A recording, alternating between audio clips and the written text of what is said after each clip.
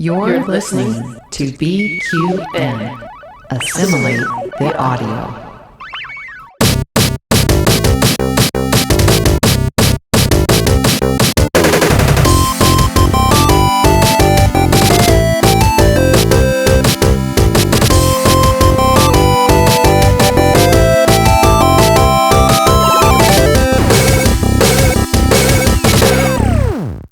Hi, I'm Mitch. And I'm David. And we are the Bargain Bin Gamers. Recording this for the first time. Absolutely the first time. We did not just record for almost an hour with no audio streaming into the microphone not working. That's not what happened at all. This is all fresh and off the cuff. Most certainly I know, is. and that dry run was really boring. We barely said anything funny. And nothing of value. And nothing of value whatsoever. So this is your episode. Continue the introduction.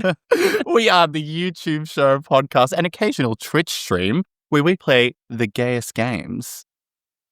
Fuck, you still fucked it up. I still fucked it up. So we put the gay in gaming is what the actual new one whilst also looking after your hip pocket. Thank you, Davey. Exactly. Did you know that we are part of a broader network of podcasts called the BQN? I did. Can you tell our listeners and viewers how they could possibly be a part of such a thing? They could, because we always love to give a shout out to our BQN podcast network patrons, especially to this show's associate producer, Sam Johnson. Sam Johnson. He puts the Johnson in Sam. He puts the Sam in Johnson. He's just bought a farm, by the way. Oh my, that's hot. Farm I want to wife for. Well, maybe. Hi, Sam. You sickle.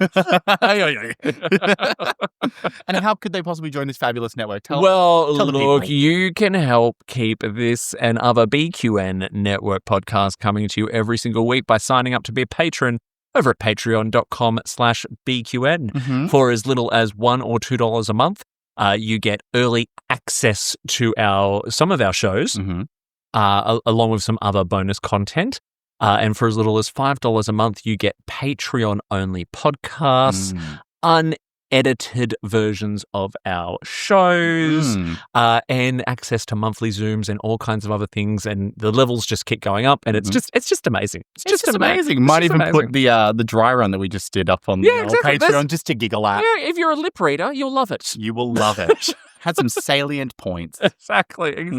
So, Davey, what are we talking about today? We have been hacking some ROMs.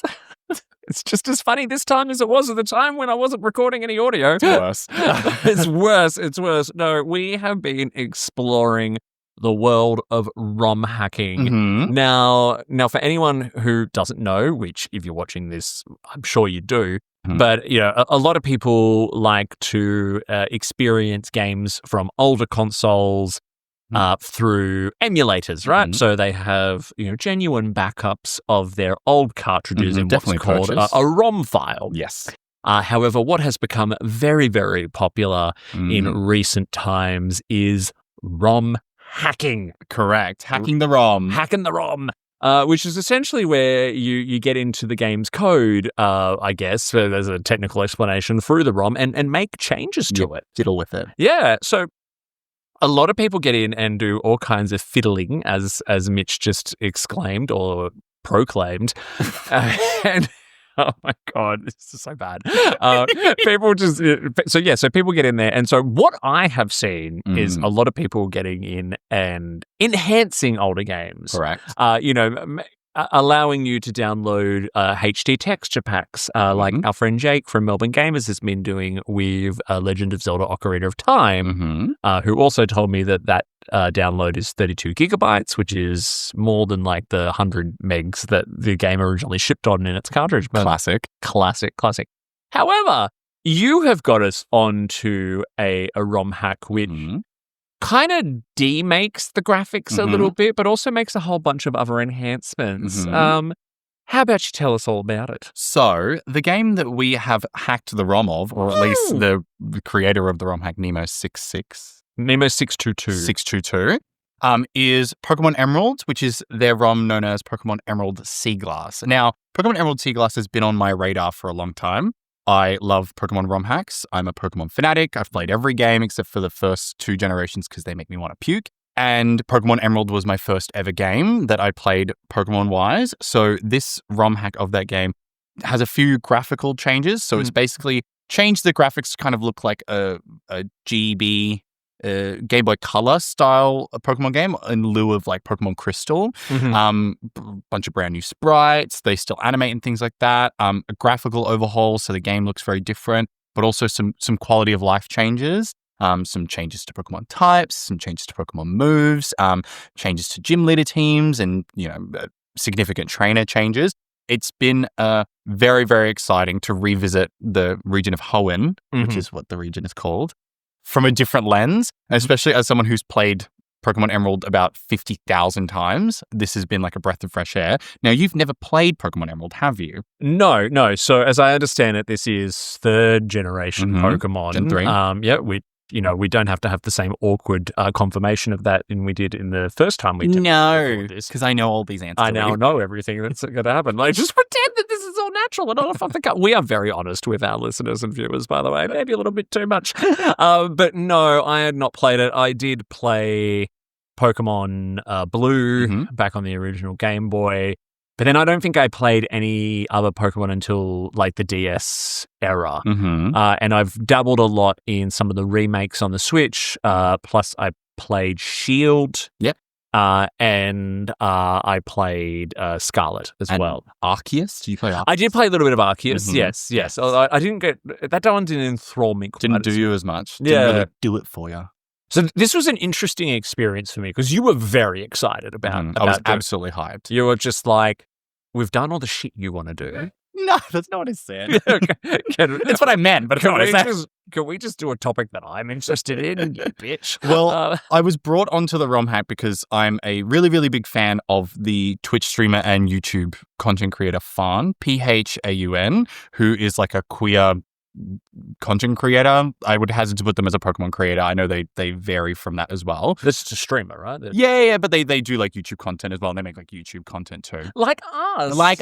We are shout out creators. Love you, by the way. Thank you for getting me through my surgery. And so they brought it to my attention because Nemo is also a queer developer as well who created the ROMs. So and Fawn was doing something called a girly pop lock, which is where they only use girly pop Pokemon. Do you know what a girly pop is? Not an effing clue. Okay, well, we're going to leave it for another day. But basically, it was just a very queer stream. We're all doing queer stuff. It was very, very fun.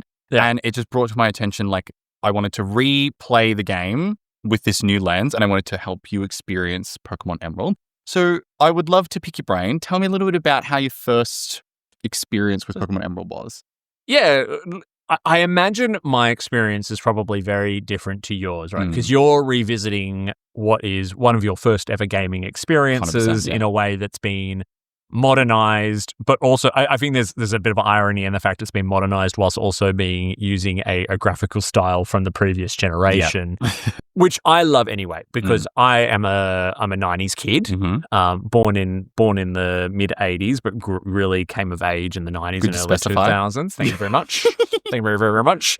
I love the renaissance that original Game Boy style of graphics is happening, like with NZ that we spoke to recently and Gas Station Story releasing 24th of June. Get on that wishlist now on Steam, and also Small Town Emo with Knife. Like, there's this huge resurgence of love for what is quite a timeless console. Yeah, exactly. So for me, there was much nostalgia because I recognized the graphical style. I never had a GBA, so I'd never played it.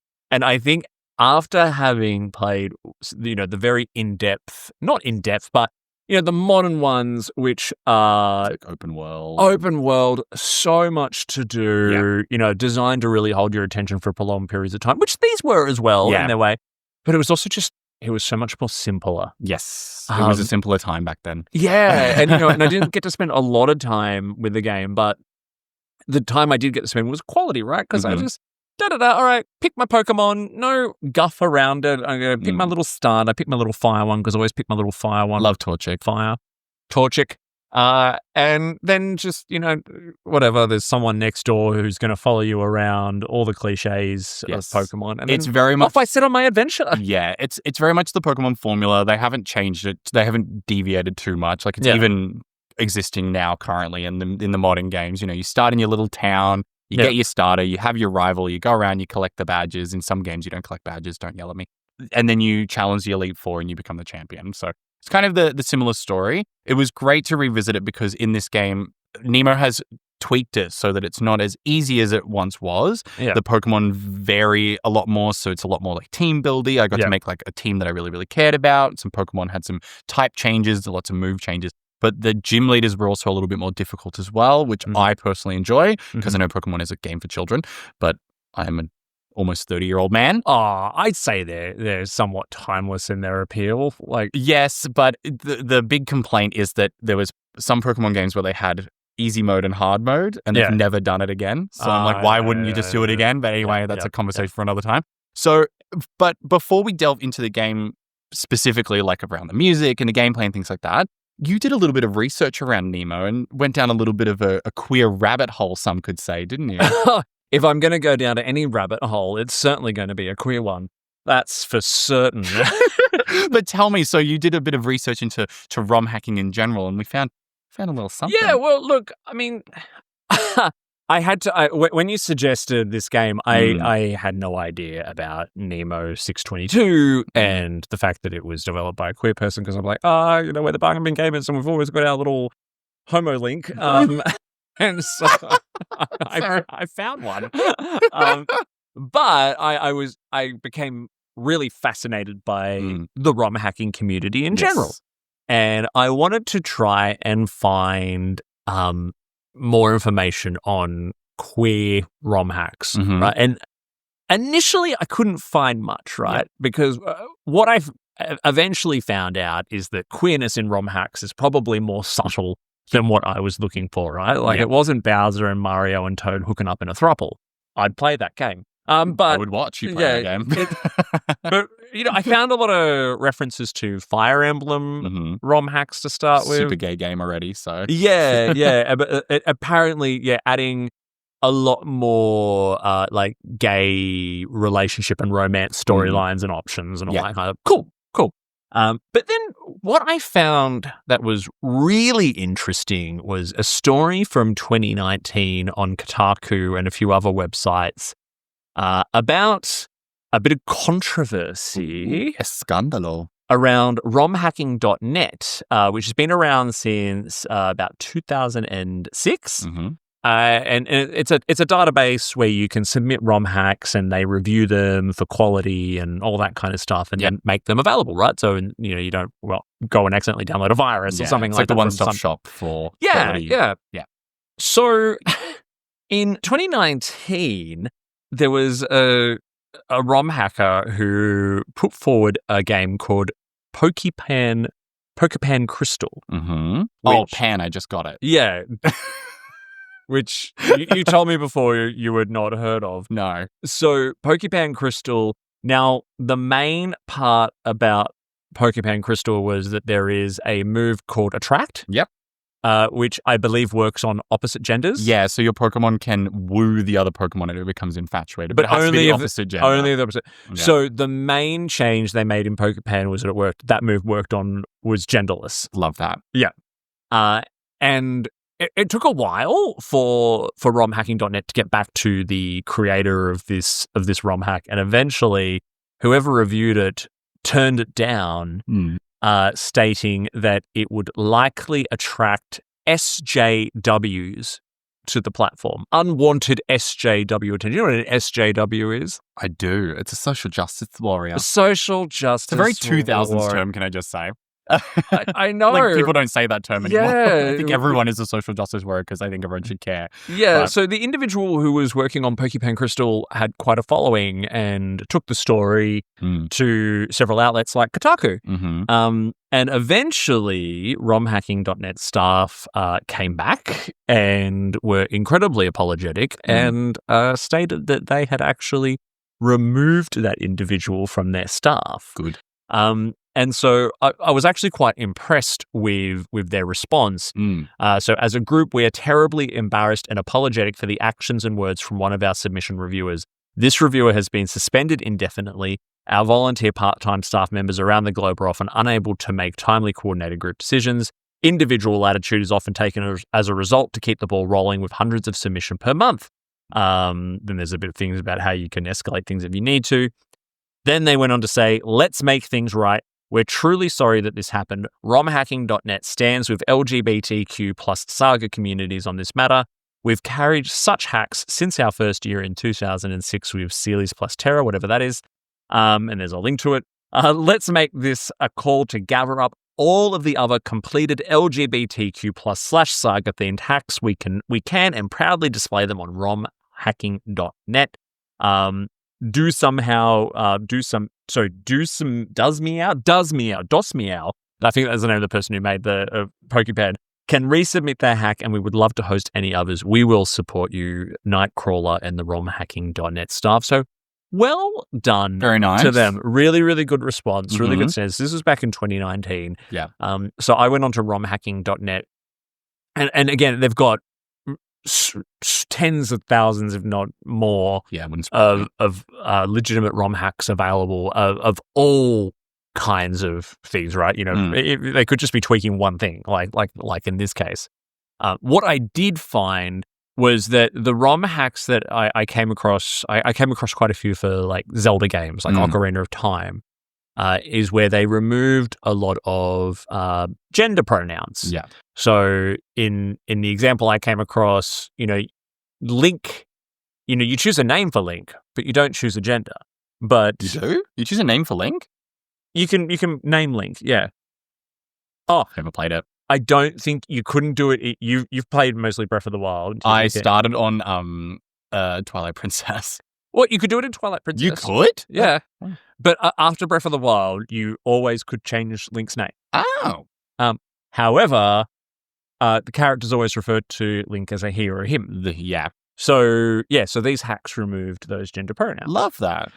Which made me realize that, so like queer ROM hacks are really just more about, you know, it probably similar to what Nemo has done, because we had a little look in our test run of Emerald Seaglass, and you don't pick a gender, you pick a model. Correct. Which one of these do you identify with? Correct. Yeah. Which one do you identify with? Yeah. And it's model 1, model 2, and it's the male and female option in Pokemon Emerald, Brendan and Mei. But they're not gendered. They're no. just they present in a certain way. Correct. And it's like, well, which one do you identify the most Yeah, with? and then after you click on, they say perfect, looks just like you, or something like that, or looks perfect, which it's just a small change. It's not ruining the Emerald experience in any way. It's not revolutionized the game and gated up or anything. It's just broadened the appeal. So instead of now, if I was to be a gender non-conforming person and I wanted to play Emerald, I have to be like, well, I guess am I a boy or a girl? I don't know. But now it's inclusive for everyone, which I think is only a benefit. Yeah, exactly. And so for people who are transgender, non-binary, or genderqueer in any way, and you know, and so many people in our community are gamers. You know, you were saying as well, like Pokemon is just has a huge queer fan base. It really does. Massive, right? Yeah. But how awful to always have to be faced with that uncomfortable question, right? Well, that's the thing, and that's why it's perfect that people can ROM these games to be how they want them to, modernize them, whatever you want to call it, is to make it more inclusive for everyone, because Pokemon is such a vast community, and of course, all of these old school games have tons and tons of fans that have probably grown up to be queer or not gender conforming, so they want to make these games more inclusive for people like them. So I think it's fabulous. Yeah, exactly. I mean, look, and I mean, we're gay. We always pick the girl character anyway. So I really do. Look, I mean, being able to select a gender has always been a good thing in itself, right? Like, you know, moving away from just purely male protagonists. Well, that was the games. first 2 generations. You can only be a boy. Yeah, exactly. And, you know, and you've had, you know, EA and BioWare have been doing it with their RPGs for forever. I mean, there were some early, you know, female leads like Samus and all that kind of stuff. Yeah. But I think the conversation has changed enough now that we also need to just like, well, we need to be a little bit different in how we approach gender. And it's not taking away from anything. No. If you still want to pick the male-looking character because you want to be a bro, then you can. Yeah. But like, it just doesn't have to be called a man. Exactly. Like I said, it doesn't take away anything. It doesn't take away from you as cis person wanting to be a boy or a girl. Who cares? You are still physically represented in that, but it's just more inclusive. Yeah. Doesn't hurt anyone. One thing as well I'd love to hear from people on is other examples of queer ROM hacks. The stuff we've looked at has been very heavily focused on gender and all that. But, please, if you're watching on YouTube, leave a comment. Please. Contact us on our socials or email bargainbinggamer@gmail.com. So, that was an interesting little sort of sidebar. But coming back to Emerald Seaglass. Seaglass, right? So you played through it all whilst you were recovering from your surgery. Yeah. So as a diehard fan, like, what did this all mean to you? Oh my God, it was everything.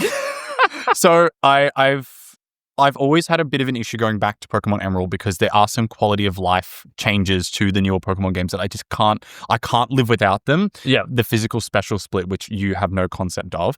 But the long story short is the types were divvied into either special or physical. Pokemon have stats that reflect how they do damage. Some Pokemon like Gengar, Gengar, the ghost, he's a poison and ghost type. Both of those types were physical and he's not a physical attacker. So he was basically useless, right? Yeah.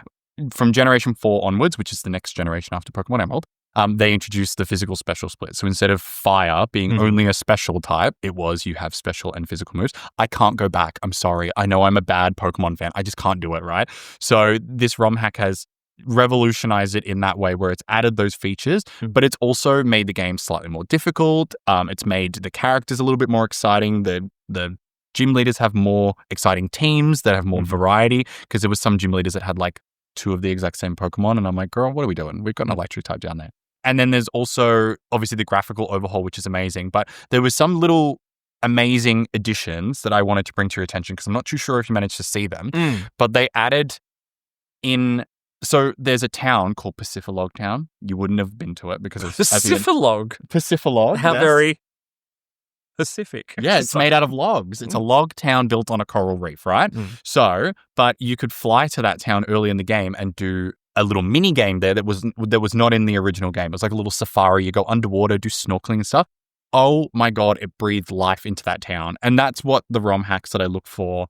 That's what I look for in a ROM hack is what I should say, is that you haven't changed the whole game. You've just improved it. And by making that even tiny addition, I was fucking obsessed. I was playing that for so long and you could get there early in the game as well because they like fly you there. And it was just such a cute little addition. And they have little bits and pieces like that throughout the game. And it just shows like the love. And that's why I love playing Pokemon ROM hacks. So I was going to say, do you have to be like a diehard fan of the original like you though to truly appreciate it probably. But I think it's such a heightened version of Emerald. I think it's almost like the best version to play. Okay. It's not like... It's not changing it in any crazy way. It's got beautiful graphics, and I actually fell in love with the graphics while I was playing. I thought that maybe going back to those like crystal style graphics, I'd be a little bit sad because I love the Emerald graphics. But no, I fell in love with them. Pokemon selection was so fantastic as well. And it just has those quality of life. So I actually think this is probably like the most definitive Emerald version that you could play.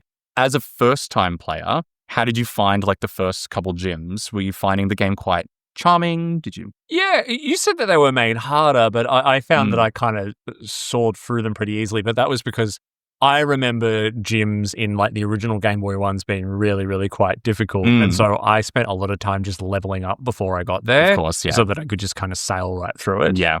But again, it for me, it was just a different experience. This was just, it's just nice to play a game that looks like the things I remember playing. Yeah. Because again, I don't have that close affinity with Pokemon. Pokemon to you is like Star Trek is to me. It is, yeah. I'm completely like the RAM of my brain is taken up by mostly Pokemon knowledge, which is unfortunate for anyone who tells me their name. Yeah.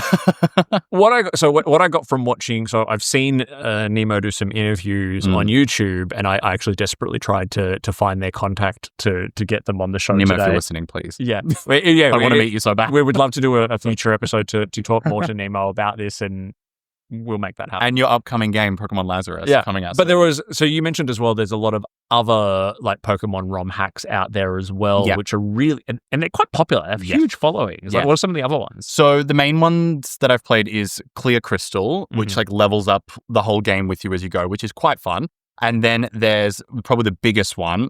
I hazard to say that because I'm sure people will be like, actually, but it's Radical Red, which is a ROM hack of Pokemon Fire Red, which came out in the same generation as Pokemon Emerald. And that's like a hyper-competitive Pokemon game. If I say competitive Pokemon, do you know what I'm talking about? Yeah, so like high stats, good EVs, good IVs, like blah, blah, blah. That game I've sunk a lot of time into as well, and that is like a complete overhaul of that game. It's like completely changed. The graphics are still vaguely the same, but it's like crazy difficult. And that's why I say this game, like let's say Emerald is here, Radical Red is like here. For those listening, I'm doing a measurement. I think it falls somewhere in the middle because it's revamped a lot of the teams, but it's also given you a lot of different Pokemon choices to pick from, which makes you have like a more round-out team. So, and one thing that Emerald is extremely well known for that I wanted to pick your brain about is, how did you feel about the music? It sounded like Game Boy music. So good. So one of the most well-known soundtracks for Pokemon is Pokemon Emerald. It's all trumpets and brass. Everyone makes jokes about it. And I'm so glad Nemo did not change any of that while playing the game. Because it was like nostalgia while playing a game that's been changed, which I really, really enjoyed. So I thought I'd go through the general plot of Pokemon Emerald because it has a bit of an environmental edge, which is a bit different for... Oh, watch out. Which is a bit different for a game from No, neither do I. But Pokemon Emerald basically goes through, you battle between two evil teams, Pokemon Team Aqua and Team Magma, and they're trying to increase the land and increase the sea respectively. And the game is all about living in tandem with Pokemon, which is very like environmental-esque. Yeah, which is, I mean, Pokemon often has that. Always has, yeah. It's just like, oh yeah, we're going to live like in harmony with these creatures that we make beat the absolute snot out of each other. Yeah, so funny you mention that. So the guy who created Pokemon says that it is a perfect utopia where, there's no energy crisis and they can just make synthetic food. But I believe in the game you can technically eat Pokemon. But by playing through those first 3 gyms, did you get like any sense of like the general plot and things like that? Did you pick up on too much of that? No, I mean, it seemed like Pokemon kind of rinse and repeats a lot of its stories, right? There's, Team Rocket are always blasting off at the speed of light, surrender now or prepare to fight. There's always the best friend who you're going to battle at various different places along the way. Yeah. I do know that there are often, there's always a secret clandestine organization like Team Rocket who are trying to do something. Secret clandestine organization. That's funny. Flowery language. We're in town. Put my glasses back on. There we go. Yes, there was a very secret clandestine. I'm wearing my glasses for anyone listening to the audio version. But anyway, I had no idea what was going on. No. And so this was something that I thought would be interesting to bring up is that you've played more of the modern games, which are a lot less... Is it dirty? I can't They are very dirty. I wasn't going to say anything. You've played a lot more of the modern games, which are a bit more open world. They have a little bit more kind of to do, which is kind of a funny thing to say because most Pokemon fans complain about the new games. But how did you feel about it being more on rails? Because this was very go A to B to C. Like, you can't just fuck about. Like, given the short time I had to sort of get a bit of time under the game to chat about it with you, being streamlined was nice. In fact, it was nice to just go back to that old school style of Game Boy RPG where it's not linear. Like, there's lots of stuff to do, but it's just... It's simpler and it's nicer and it's easier to digest. I miss it. I could rarely give 2 tosses about the story. Yeah. Like, I mean, even in Scarlet, which I abandoned until it switched to patch, and now I'm playing it again. Congratulations, it's a real I'm never game now. really playing them for the story. Yeah. Well, Scarlet and Violet has a pretty good story. Yeah, I mean, I just tend to be, I just want to build up a really cool roster of Pokemon and do some fun battles and explore shit. Like, yeah. Well, that was what I used this experience for again. I wanted to play with like some favorites and I got to have some reintroduction to some old favorites. Shout out to Claydol, Pokemon that no one gives a fuck about, but I'm weirdly obsessed with. Really good in this game. And that's some of the more quality of life things. They've made some of these lesser good Pokemon, not good English, but actually viable. They give them like better moves and things like that as well. So in that respect, the game is a complete and utter step up from its original. Did you find anything in the game that you weren't like the biggest fan of? Because it was less grindy because we have now the EXP share and things like that. But was there anything where you were like, oh my God, I'm glad they did away with this in the new Pokemon games? Not particularly. I mean, I mainly just had moments where I was like, oh shit, I was flicking through the text too quickly and I didn't know where that is a ROM. Yeah. I was just like, wait, what am I supposed to do? Or just wander around until a little exclamation mark appears above someone's head, and then they're like, oh, thank God, this is where I'm supposed to be. Well, some of the big changes that I would note that you'd probably notice is, well, one, there's HMs, known as hidden machines, which is where you have to get like Fly and Rock Smash and things like that. In the more modern games, you have like Pokemon that do that for you. You don't have to give it to a team. I do remember that, yes. Yeah, and then there's also... Getting the bike. Oh, yes. Ding, ding. Whereas there's also... there's not free roaming Pokemon in this. So they're in the grass again, whereas obviously in Scarlet and Violet, they're all about. So did you find that was like, did you like that? I hate random encounters. You do? Hate I kind of like that. Hate random encounters. Final Fantasy VII, it used to drive me up the wall with its random encounters. Well, I technically played this game as a little bit of a cheater, not to out myself as a fake Pokemon fan, but I wanted to experience the game at its height. So when you go onto the webpage, it tells you some cheats that you can have to give you the PokéNav. Do you know what I'm saying when I say the PokéNav? I imagine it's like a GPS for Pokemon. Correct. So what happens is in the game, it wasn't in the original Emerald, but when you encounter a Pokemon, it registers them in the PokéNav, and then you can click on it, and a piece of grass shakes, and you go to that, and there's the Pokemon. So it kind of takes the randomness out of it, right? Right, okay. In the hack that I did, and I used the cheat, it gives you access to every Pokemon in the thing. So I could just pick whichever one I wanted. Yeah. So I could have the Hannah Montana best of both worlds, where if I wanted a random encounter, I could. But if I really wanted that one very hard to find Pokemon, I could get it. So that is the workaround that I found for that, which I really liked. I finished the game, which was really, really fun. It was very difficult at the end of the game. The Elite Four was very hard. Thank you, Nemo. And then I got to become a champion with my little favorites. So is this your favorite Pokemon ROM hack to date?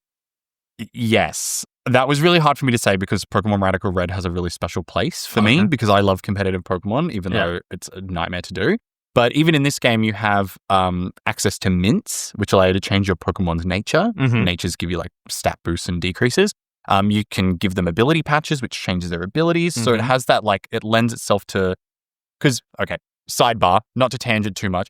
Pokemon has always been about like, battling with your favorites. But unfortunately, Pokemon also has like a eugenics feature, which is not very congruent with their whole like, battle with your favorites, because there's this hidden feature of all Pokemon called IVs, which are like breedable stats. So the idea is that you have to, yes, well, me tonight. But the unfortunate reality is that it causes you to like constantly have to breed better and better Pokemon. So you're not playing with your favorites, are you? So I personally think radical change, get rid of the IVs. But by giving mints and things like that, it allows you to catch a Pokemon that you really like, and then you build it to be your companion instead of having to find better. So massive fan of those changes. I hope they continue. But yeah, it's definitely my favorite ROM hack at the moment. And honestly, I don't think I'm going to go back and play Emerald. I'm going to play Emerald Seaglass. That's my new, that's what I'm going to play when I want to revisit this game. Yeah, I'm happy to kind of keep playing through it. Like, it's very cute. It's especially when I'm sitting here in my office, it's sitting on my laptop. It's a nice little easy distraction just to go and again, and it takes me back.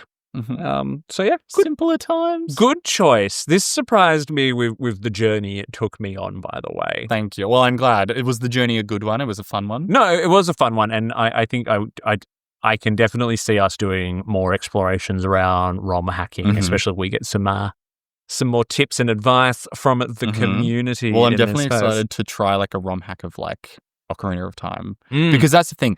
I like older games, but we have had this before on this channel where I have to play these old games and I have to look at their hideous graphics and their terrible clunky controls, and I'm like, oh my God, I'm suffering. Well, ROM hacks just usually bring them to the modern era. Well, that's why like 8-bit, 16-bit ones hold up better, because the controls have had no need to evolve. They're classic. They just work. Whereas, it can be quite jarring to go back to an Ocarina of Time or a GoldenEye or something like that, for sure. So yeah, we'll have to explore more of those. Yes, please. Leave it all in the comments. Well, this has been fun. This has been fun. I'm going to replay it again. I'm going to girly pop lock it. Let's girly pop ROM hack. Let's hack the ROM. Do you know what a lock is?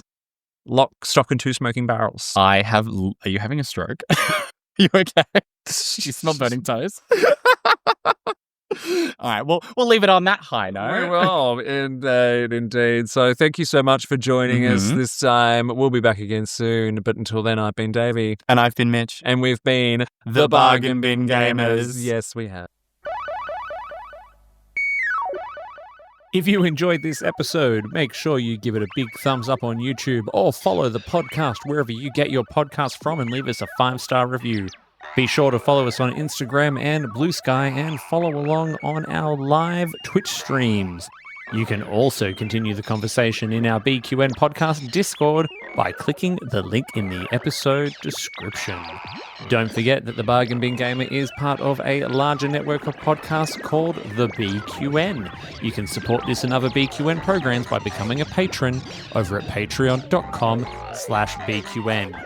We'd love to hear your feedback on the episode. Leave us a comment on YouTube or send us an email to bargainbingamer, Gaymer, @gmail.com.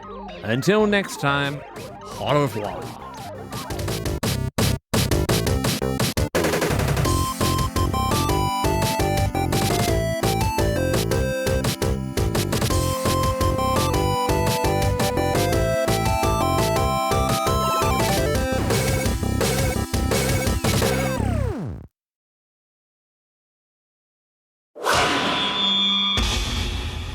Double T Media.